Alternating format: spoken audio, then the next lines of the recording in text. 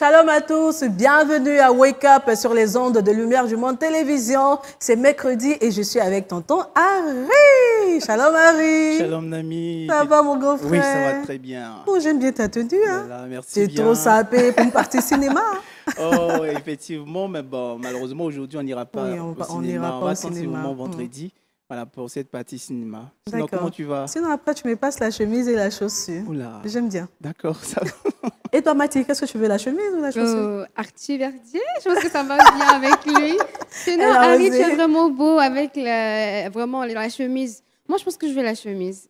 D'accord. D'accord, donc moi, je prends toi, la la chaussure. chemise et Mathilde la chaussure. Nami la chaussure. Oui, la chaussure. Sinon ça va ma sister chérie? Bonjour, Nami, ça Bonjour. va très bien. D'accord, moi aussi je vais bien. Et toi, tu me donnes ta veste. La veste, d'accord. Je pense qu'elle me sert. Après l'émission, je te la passe. C'est mercredi. Tonton Léon, il est avec nous. Shalom, tonton Léon. Shalom Nami et shalom à nos amis. Vous allez bien, tonton Léon? Je vais bien par la grâce de Dieu. Dieu merci. À tout à l'heure. À tout à l'heure. C'est mercredi et nous recevons sur ce plateau le pasteur Dino Mwifundu. Il est pasteur de l'église évangélique des Assemblées de Dieu, le péage de Roussillon.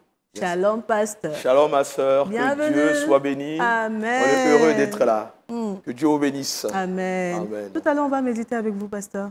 Bien sûr. D'accord. Harry, on va prier avec toi. D'accord. Père éternel, nous te rendons grâce pour cette journée qui vient de commencer, Père. Nous nous recommandons à toi, Seigneur. Envoie ton esprit et conduis-nous au nom de Jésus-Christ. Amen. Amen. Amen. Merci beaucoup, Harry. Allez, méditons ensemble en compagnie du pasteur Dino Mwifundu. Disposons nos cœurs.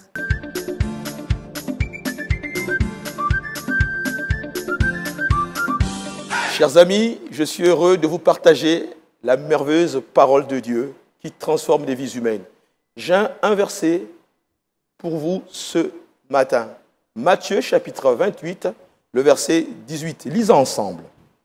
Jésus s'étant approché, leur parla ainsi.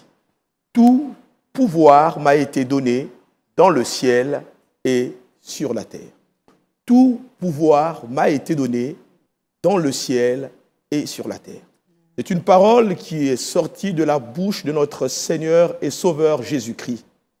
Toutes les paroles qui sortaient de sa bouche, sincèrement, ce sont des paroles puissantes, glorieuses, transformatrices. Cette parole sort à une période assez spécifique. C'est après sa résurrection. Parmi les dernières paroles de Jésus, avant de pouvoir monter vers le ciel, elle va sortir. Que dit Jésus devant ses disciples? Tout pouvoir m'a été donné dans le ciel et sur la terre. Jésus a reçu tout pouvoir. En tout cas, pour ma part, je suis heureux de réaliser que le Dieu que je sers, le Dieu qui a sauvé mon âme, le Dieu qui a transformé ma vie, le Dieu qui a changé ma vie, le Dieu qui a pardonné, qui m'a donné le privilège de le suivre et de le servir, a reçu tout pouvoir dans le ciel et sur la terre. Sur cette terre, plusieurs personnes peuvent dire qu'ils ont reçu un pouvoir, ils ont reçu certainement l'autorité, mais Jésus ne dit pas simplement qu'il a reçu une certaine influence. Non, Jésus dira, j'ai reçu de la part de mon Père tout pouvoir dans le ciel et sur la terre. Il s'agit de rappeler, chers amis, que Jésus est plus qu'un prophète. Jésus est plus qu'un pasteur. Jésus est plus qu'un berger. Jésus est 100% homme, 100% Dieu. Lorsque nous lisons la parole de Dieu, nous réalisons Jésus n'est pas venu comme toi et moi. Pourquoi? Parce qu'il est né d'une femme, mais par la puissance et la vertu du Saint-Esprit. Jésus n'est pas comme toi et moi. Pourquoi? Mais parce qu'il est le Fils unique du Dieu vivant. L'Écriture dit, car Dieu a tant aimé le monde, qu'il a donné son Fils unique, afin que quiconque croit en lui ne périsse point, mais qu'il ait la vie éternelle. Jésus est le Fils de Dieu, 100% homme, 100% Dieu. Mais là, il nous annonce une merveilleuse parole. Tout pouvoir m'a été donné dans le ciel et sur la terre. Le pouvoir, c'est l'autorité de diriger, de commander, d'influencer, de libérer ce qu'il y a dans son cœur. Personne ne peut s'opposer devant la puissance, devant l'autorité de notre Dieu. Il a la capacité d'exercer sa volonté. Il possède l'autorité le pouvoir d'exercer l'autorité, mais aussi de communiquer l'autorité, la capacité de déléguer l'autorité. Il est Dieu, il est fils de l'homme et il est fils de Dieu. J'aimerais te laisser quelques points, cher ami, toi qui as le privilège de pouvoir m'écouter ce matin. Le premier point est le suivant. Jésus a le pouvoir de sauver le pécheur repentant. Il sauve parfaitement. Hébreux 7, 25. Car c'est aussi pour cela qu'il peut sauver parfaitement. Quel qu'en soit ton péché ce matin, tu peux te tourner vers le Seigneur, reconnaître qu'il est mort à la croix pour toi, reconnaître qu'il a donné sa vie pour toi, reconnaître qu'il est venu sur la terre donner sa vie afin de sauver le pécheur. Alors le pécheur peut se tourner vers le Seigneur. Quel qu'en soit ce que tu as fait, il a reçu le pouvoir de sauver ton âme. Quel qu'en soit ton péché ce matin, il t'invite à la repentance. Tu peux te détourner de ce péché. Quel qu'en soit ce que tu as reçu comme message de malédiction, tu peux te tourner vers le Christ Sauveur et recevoir son plein salut. Parce qu'il a le pouvoir de sauver. Mais Jésus a aussi le pouvoir de pardonner. 1 Jean chapitre 1 verset 7. Mais si nous marchons dans la lumière, comme il est lui-même dans la lumière, nous sommes mutuellement en communion et le sang de Jésus, son Fils, nous purifie de tout péché. Il a le pouvoir de te purifier, le pouvoir de te pardonner.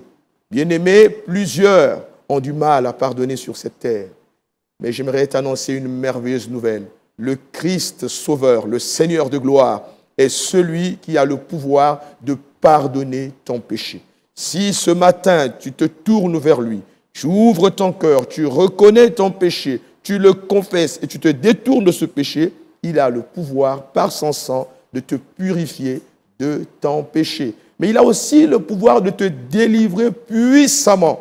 Et dans l'histoire de la parole de Dieu, lorsque nous lisons les évangiles, nous voyons Jésus aller de lieu en lieu, guérir, délivrer, libérer, ouvrir les yeux des aveugles, notamment dans l'évangile de Marc au chapitre 5, le verset 11. Il est mentionné quelque chose de formidable. Les démons quittent les corps. Alléluia. Le nom de Jésus est glorifié. Les esprits impurs sortirent. Et là, la délivrance est arrivée.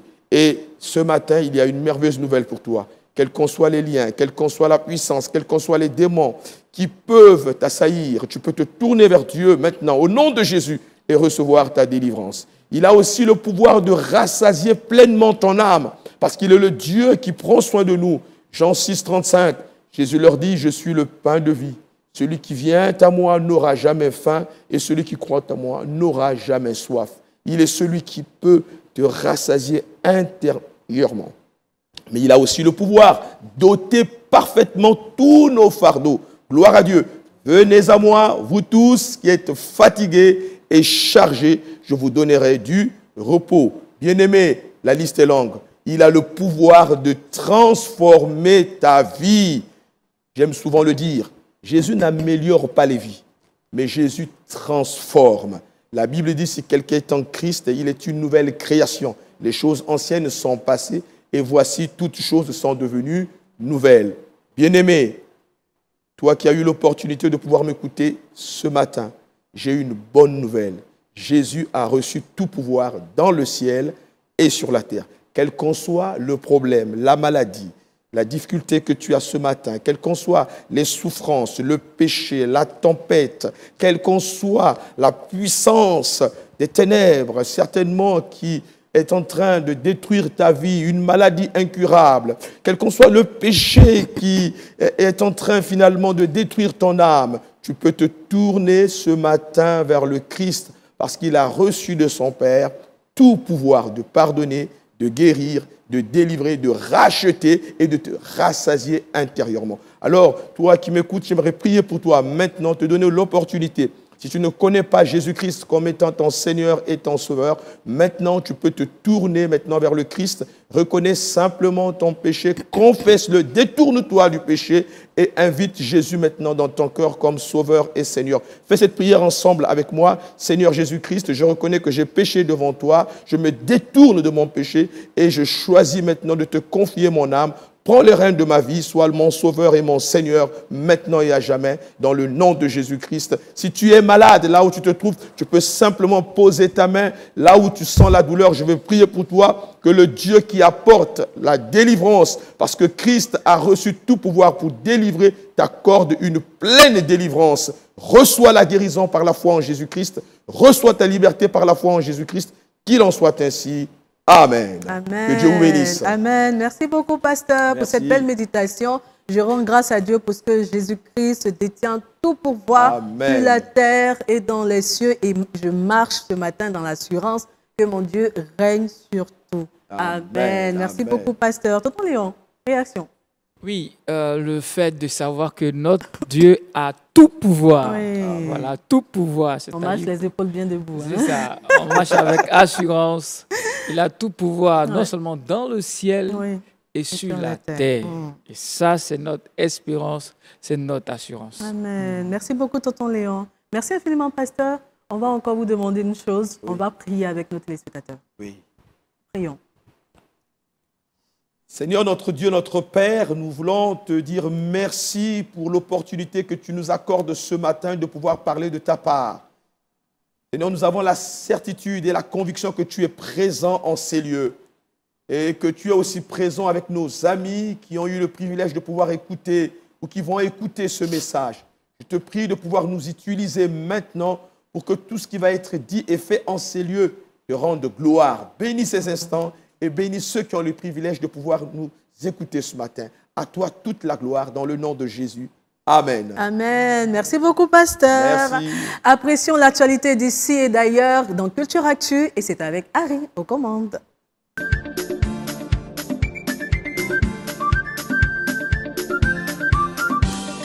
À Weli, 17 églises évangéliques de Barcelone priaient de fermer et de déménager. Dis-nous tout. Malheureusement. Voilà. On aime tous l'urbanisation ou encore la modernisation, surtout quand celle-ci nous permet de quitter une certaine précarité pour un niveau de vie plus ou moins acceptable. Malheureusement, cette urbanisation rime très souvent avec des déguerpissements qui ne sont pas tout de suite du goût des riverains. C'est le cas en ce moment à Barcelone, en Espagne, où près de 17 églises, sinon communautés évangéliques, sont menacées de fermeture à cause d'un programme de réaménagement de tout le quartier Sant Ebreu à Barcelone, une zone majoritairement industrielle. À cela s'ajoute également le projet d'agrandissement de la gare La Sagrera, une situation qui met tout de suite les églises de ce secteur dans un profond dilemme. Une situation qui également, on va dire, vient stopper l'activité ecclésiastique et l'activité spirituelle de ces communautés. Et naturellement, on est tous d'accord, ça va freiner la propension de l'évangile. Ça va aussi freiner les âmes, naturellement, qui on devrait gagner à Christ. Et encore, à côté de cela, il n'y a pas eu de mesures d'accompagnement. Donc, ce qui a amené tout de suite les dirigeants de ces communautés-là à saisir les autorités locales pour pouvoir demander des mesures compensatoires. En même temps, il faut dire que le maire de la ville de Barcelone, Jaume Colboni, j'arrive, n'a pas manqué d'exprimer son désir de permettre à ces églises-là de trouver de nouveaux locaux pour pouvoir exercer leur activité spirituelle. Naturellement, de nouveaux locaux qui riment avec, qui sont conformes à la nouvelle réglementation. Donc nous, ici, nous espérons vraiment que ces autorités-là vont faire ce qu'elles ont dit pour pouvoir permettre à ces églises de continuer à œuvrer pour le Seigneur. Parce que à côté des activités administratives, des activités politiques qui se font, il faut reconnaître également que l'Église a son rôle à jouer. Donc, priver l'Église de pouvoir faire vraiment sa part, ce serait carrément empêcher Dieu de pouvoir toucher et changer des vies. Ouais. Donc, on espère que ça va vraiment changer. On espère que ça va changer. En tout cas, nous prions que ces églises-là puissent avoir des soutiens financiers afin de se trouver de nouveaux locaux et de construire des églises pour l'édification du corps du Christ. En tout cas, nous, on est de tout cœur avec eux. Et puis, on va avoir l'avis de tonton Léon. Oui, c'est vrai que je ne connais pas très bien l'Europe, mais je sais que avoir 17 églises dans une même zone, c'est déjà extraordinaire. Donc, 17 églises qui sont menacées, c'est pratiquement toute la base spirituelle même de cette ville-là qui est menacée. Donc, vivement que de nouveaux sites plus accessibles soient trouvés pour les fidèles et que le nouveau site aussi soit favorable pour accueillir de nouveaux fidèles. Vraiment. Merci, tonton Léon. Pasteur. C'est vrai que moi, je viens de l'Europe, donc connaissant comment les choses se font en Europe, je pense qu'il y aura des mesures d'accompagnement. Mais il sait de rappeler une chose, que la persécution, elle se fait de différentes manières. Et de plus en plus, les lois, les principes, en tout cas dans les pays européens, font de telle sorte que l'évangile recule dans le sens où nous n'avons pas toujours l'opportunité de pouvoir apporter le message de l'évangile avec liberté comme ça se fait en Afrique. Mais j'ai la conviction et la foi que rien ne peut empêcher l'œuvre de Dieu. L'Église n'appartient pas à une personne, l'Église appartient à Jésus-Christ. Jésus-Christ a triomphé et la victoire est certaine. Quelles qu'en soient les complications, la persécution, l'Église va prospérer. Et pour moi, je veux peut-être choquer quelques-uns, ce n'est pas un problème. Mais Dieu va se glorifier au travers de tout ça. À lui soit la gloire. Amen. Merci beaucoup, pasteur. Merci, Harry. On a voyagé, on est en Espagne. Retour en Côte d'Ivoire. Ce matin, nous aurons un petit moment de louange qui sera dirigé, non pas par le groupe Or Aolam, le groupe de la maison, mais par Léon, le petit franco-brésilien, âgé seulement de 2 ans. À chacun son petit mouchoir.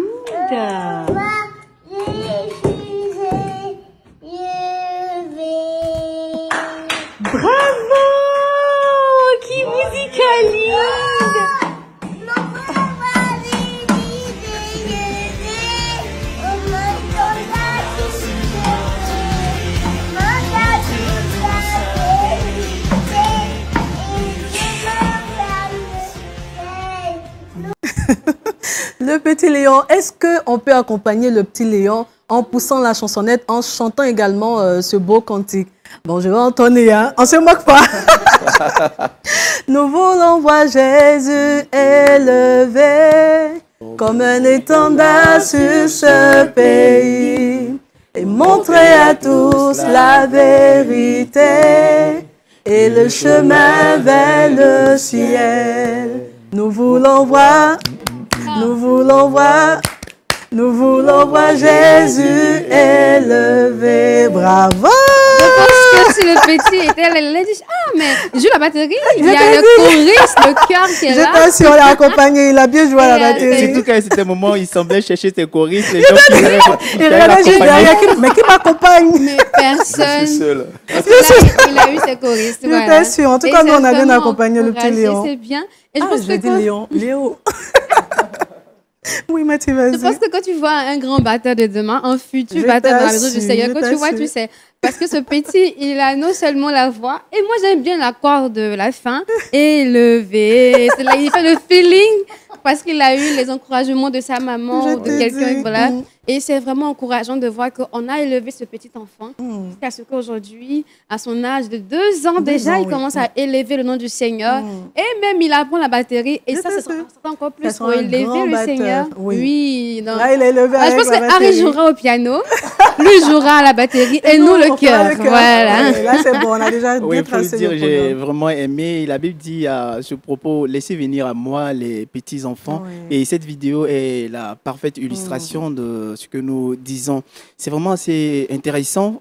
Et à côté de la batterie qui joue, on l'a vu pousser la chansonnette. Ouais. Donc, il est à la fois chanteur et instrumentiste.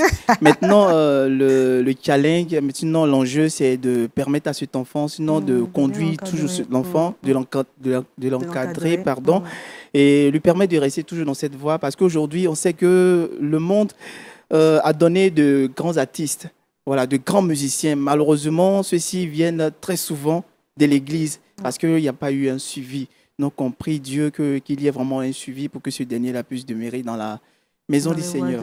Amen. Merci beaucoup, Harry. Il manquait juste le N pour que ça fasse Léon. Hein? Tonton Léon. Oui, Léon et Léo, c'est la même chose. C'est pareil. Tonton Léon, votre réaction? Voilà, c'est quand même extraordinaire de voir combien de fois nos enfants sont sensibles à la parole de Dieu. Les enfants ont une capacité spirituelle. Je le dis, il n'y a pas un Saint-Esprit version senior et un Saint-Esprit version mineure. C'est le même Saint-Esprit. Il faut exposer les enfants au Saint-Esprit. Il faut les exposer à la présence de Dieu. Et ils vont commencer à vivre des choses extraordinaires avec Dieu. Comme le petit Léon. Léon. Mais qu'est-ce qui m'arrive? Oui, comme le petit Léon. Ben, j'ajoute le N, comme le petit Léon. C'est ça. Pasteur, votre réaction? Dans un monde où la musique du monde prend de l'ampleur, lorsque nous voyons nos enfants célébrer Jésus, nous sommes heureux. Et pour nous, c'est un message que j'ai beaucoup aimé ce que mon frère a dit. Il n'y a pas un Saint-Esprit pour les enfants, il n'y a pas un autre Saint-Esprit pour les adultes. Le Dieu qui m'a sauvé, c'est le même Dieu qui sauve les enfants. Et là, nous avons l'illustration d'une famille qui met la louange au cœur ou dans sa maison. Je pense que c'est aussi une interpellation pour toutes les familles, de mettre la louange et l'adoration au cœur de notre vie. Amen. Et tout doit commencer à la maison. Merci beaucoup, pasteur. Amen. C'est l'heure du Kiss Time avec Tonton Léon. C'est l'espace dédié aux enfants et aux parents. Et c'est cet espace-là qui nous permet de réaliser qu'on veut avoir beaucoup d'enfants. Allez, le Kiss Time.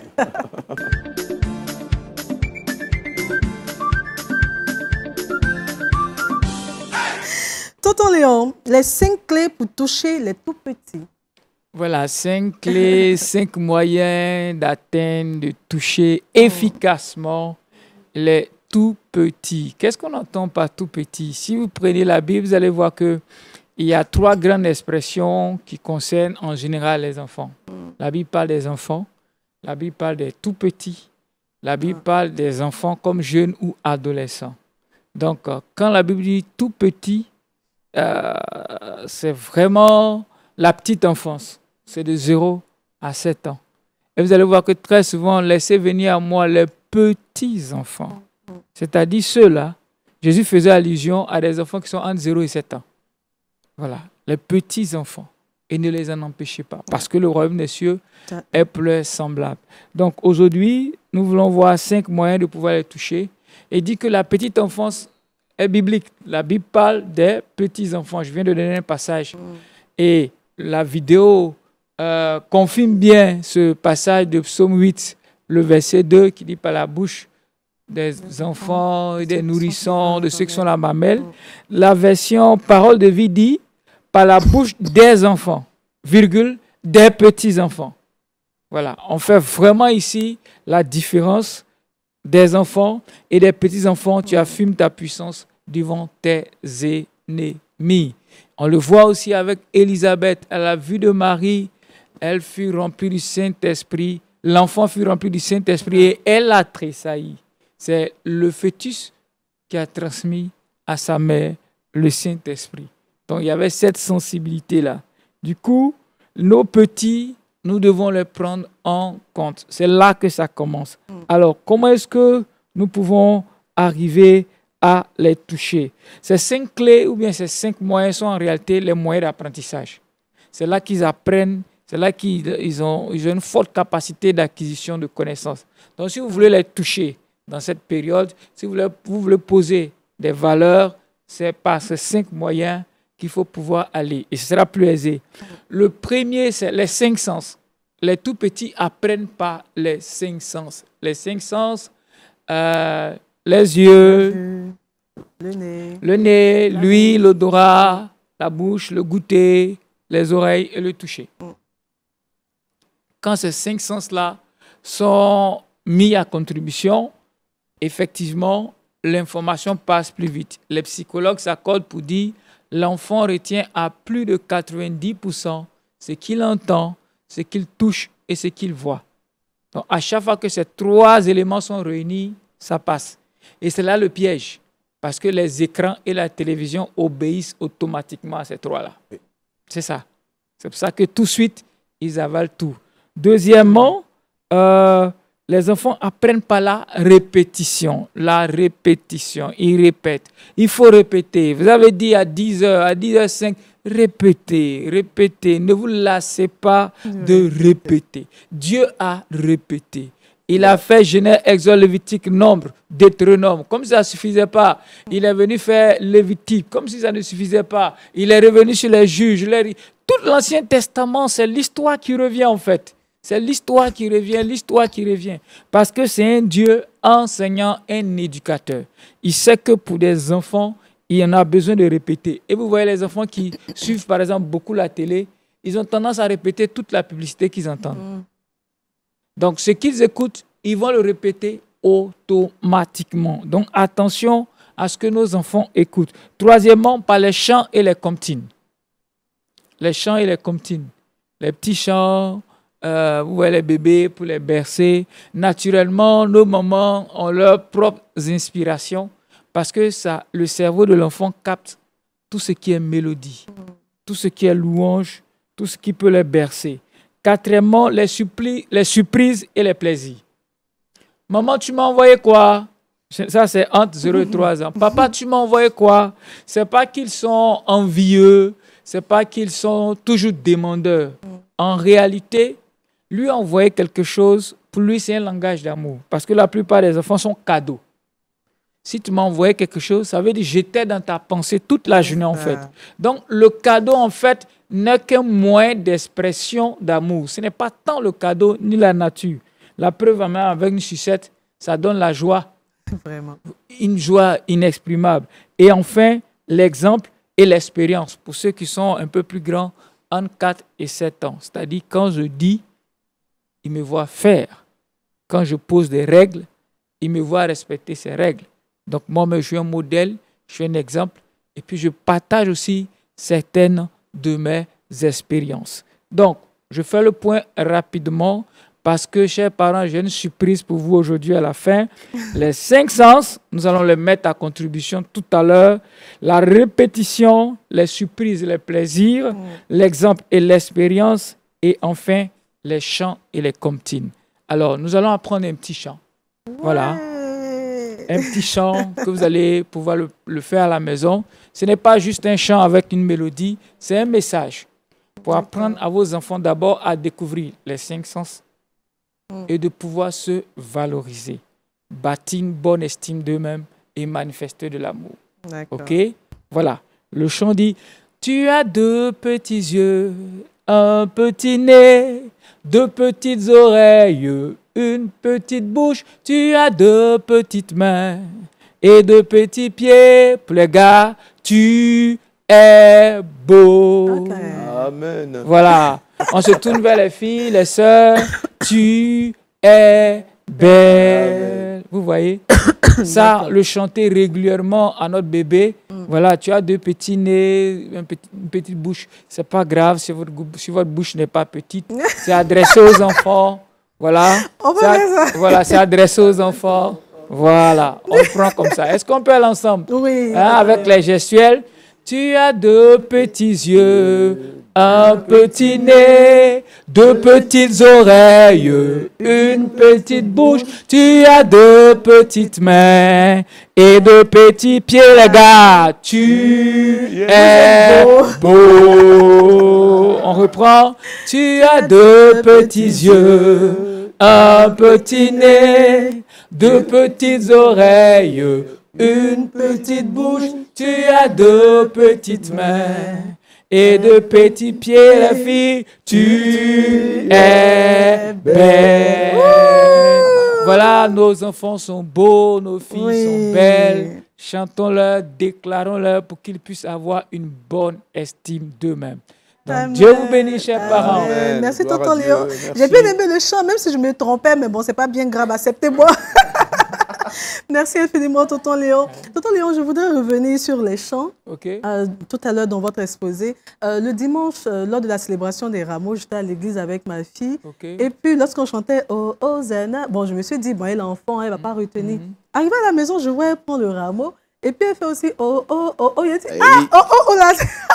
Donc, tu as retenu, en fait, ce qui s'est passé à l'église. oui. Vous dites que les enfants retiennent vraiment. Tout à fait. Merci beaucoup, Tout à Tonton. fait. C'est pour ça qu'il faut faire attention à ce Oui, que très nous attention, disons, oui. à ce qu'ils écoutent. Le petit Léo, tout à l'heure dans la vidéo, Ouais. certainement, Oui, c'est oui, une oui. Il a famille où entendu on, les où enfants, on loue, oui. on adore Dieu. Oui. Donc, Tout tout à de fait. suite, ça vient. Puis les enfants aiment bien retenir aussi. Alléluia, amen. Amen. Ça, les Oui. enfants, c'est la base. À l'école, le dimanche, à l'église, Oui. c'est la base. Tu les fais répéter ça, ils vont faire la chorale avec toi. Je t'assure. Pasteur, vous voulez réagir? Moi, j'aime souvent dire que la première église, c'est à la maison. Tout à fait. Souvent, je dis aux chrétiens et chrétiennes, lorsque vous amenez les enfants à l'église, c'est une très très bonne chose. Mais si vous voulez voir la transformation dans les cœurs de vos enfants, faites l'église à la maison. Qu'est-ce que je veux dire? Il y a la part de la maison et il y a la part de l'église. La prière à la maison, l'ouverture de la Bible à la maison, l'adoration à la maison, la louange à la maison, le culte familial à la maison.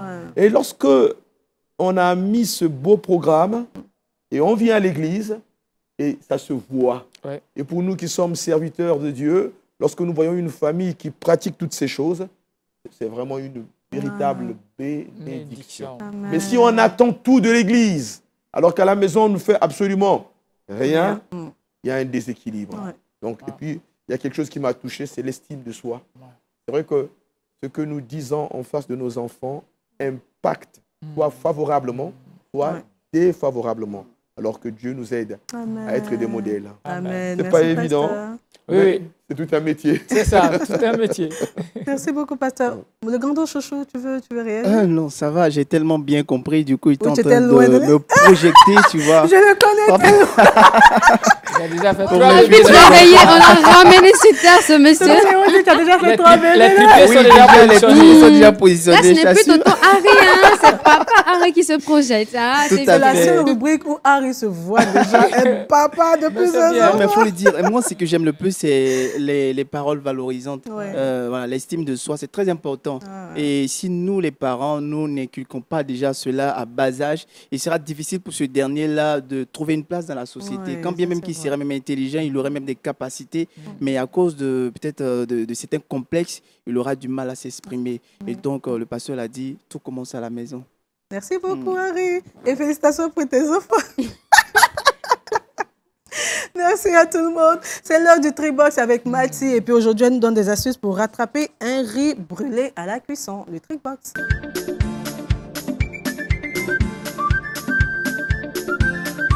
Mathie. Ah, je ris parce que j'ai encore la chanson de Tonton Léon dans la tête. Et j'ai envie de dire à une personne ici, bon, ça, c'est pas pour les enfants. Le truc boss, on sait très bien que c'est pas pour les enfants. Oui. Donc, tu as deux petites, non, tu as deux grandes mains. Oui, tu sais cuisiner, tu es belle, madame. Alors, Merci, chez Mathilde. Wécopienne, ce matin, on a assez bien dit, nous allons avoir une astuce pour rattraper un riz brûlé à la cuisson. Ça nous arrive très souvent. Hein. Ah oui, ça dépend. Après, je vais expliquer pourquoi.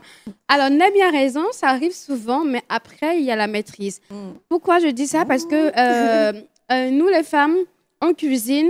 Souvent, c'est pas. Il nous arrive de cuisiner du riz, par exemple, en grande quantité. Et ce matin, on parle du riz, donc excusez-moi si je ne fais que parler de ça.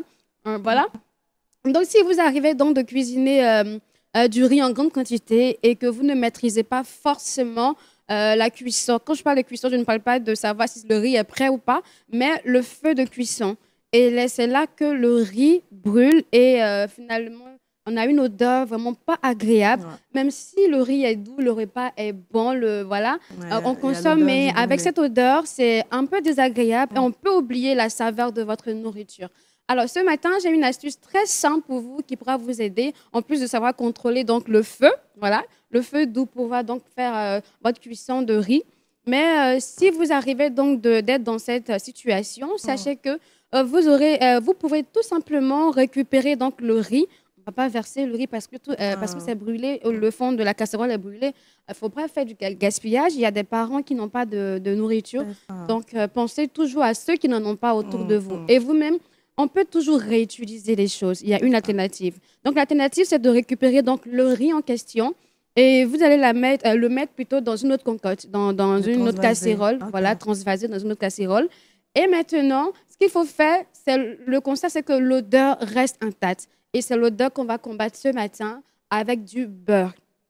Le beurre pour le petit déjeuner, pour les gâteaux, etc. Vous prenez du beurre de bonne qualité et vous allez prendre une grosse portion du beurre et la mettre dans le fond du riz, dans le fond.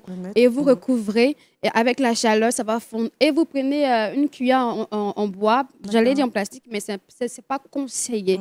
Voilà, donc en bois, spatule en bois, c'est encore mieux.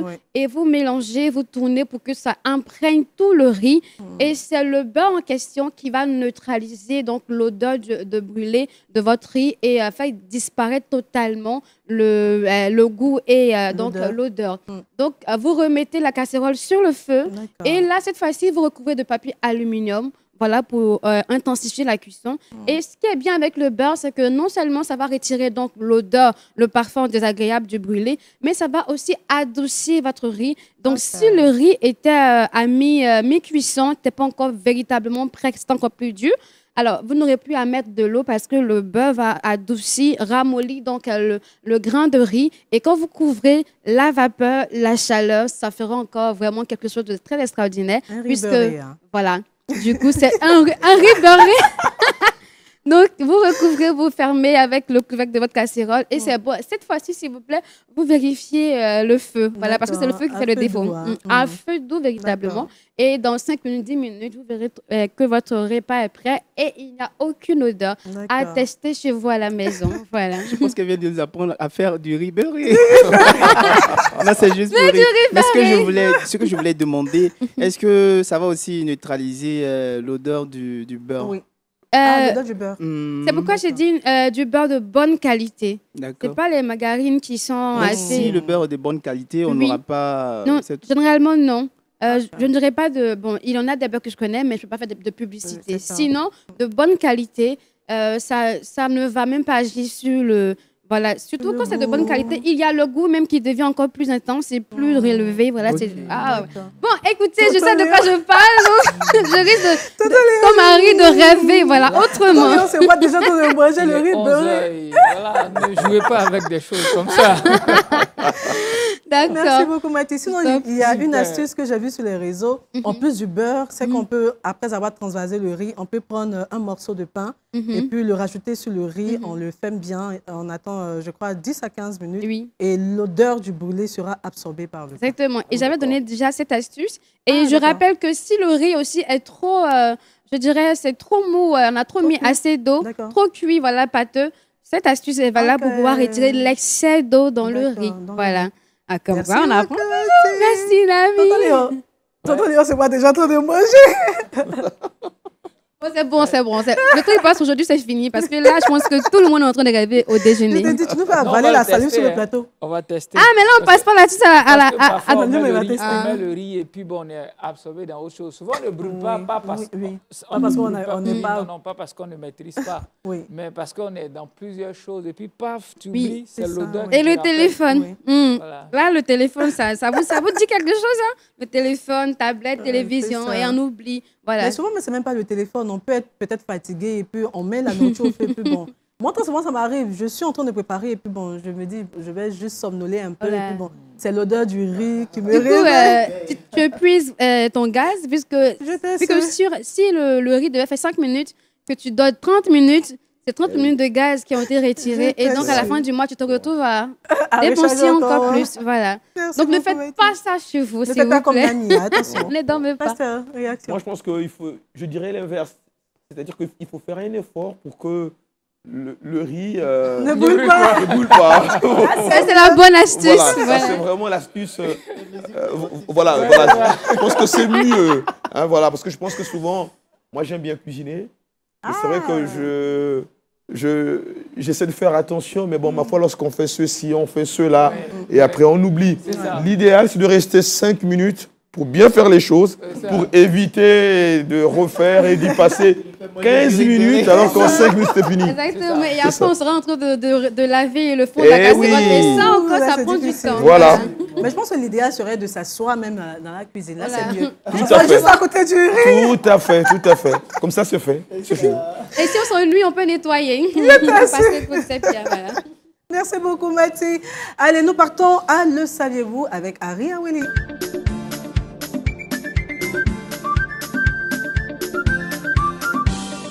Découverte de mots, franchir le Rubicon. Ouais, franchir le Rubicon, une expression qui me plaît particulièrement.